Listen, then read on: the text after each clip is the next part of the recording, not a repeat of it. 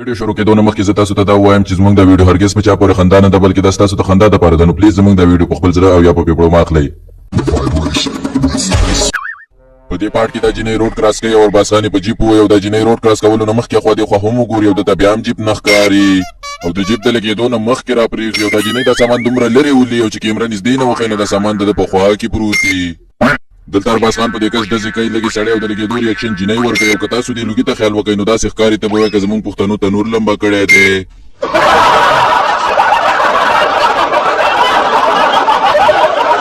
دلته ارباز خان دومره غټ غټ ډایلاګونه ولي چې دا شاته کورونه هم اوسه بدلېږي را بدلېږي.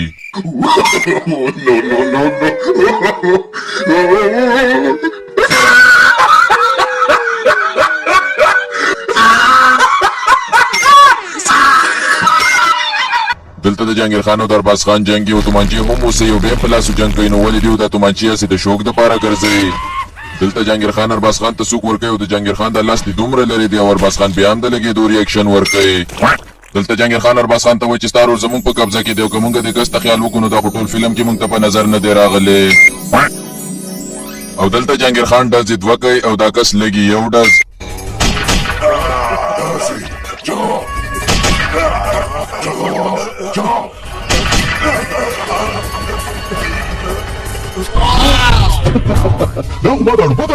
دلته دا کس خپله ښځه ولي چې کله مړه شي د دې کپړې ګډې وډې او چې کله لږ ساعت پس کیمره دې ښځې ته ورواړئ نو د دې کپړې پخپله صحیح شوي او د دې کس په ملا کې خو دا بولټ جاکټ بالکل صفا ښکاري.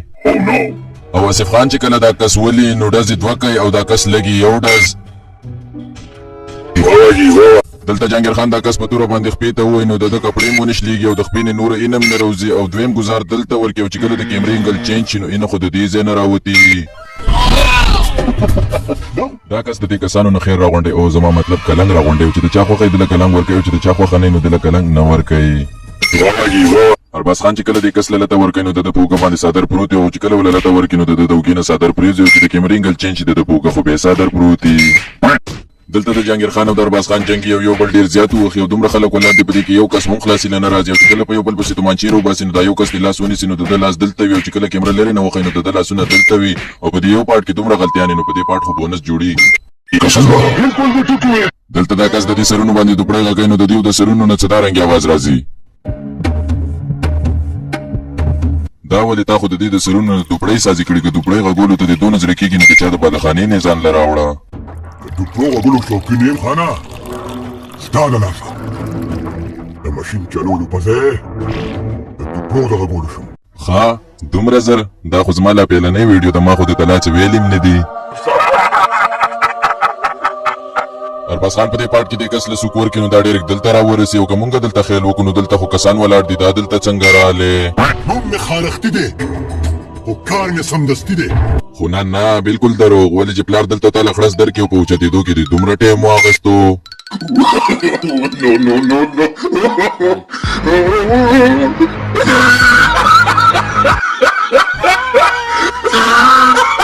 ما ته داسې ښکاري چې دې تومانچې شراب څکلي دي ولې چې آصف خان ګوته دلته یو دا ماشوم خپلې ګوتې له زور هم نه ورکوي او بیا هم تومانچه ډزې کوي.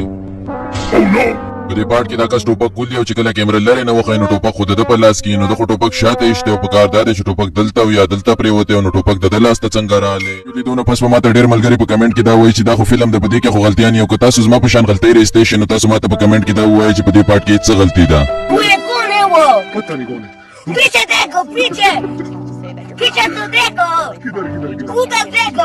که دا فلم ستاسو خوښ شوی او تاسو دا فلم لیدل غواړئ نو د دې فلم نوم دی غلام او لینک په ډسکرپشن کې پروت دی تاسو یې دلته نه هم لیدی شئ.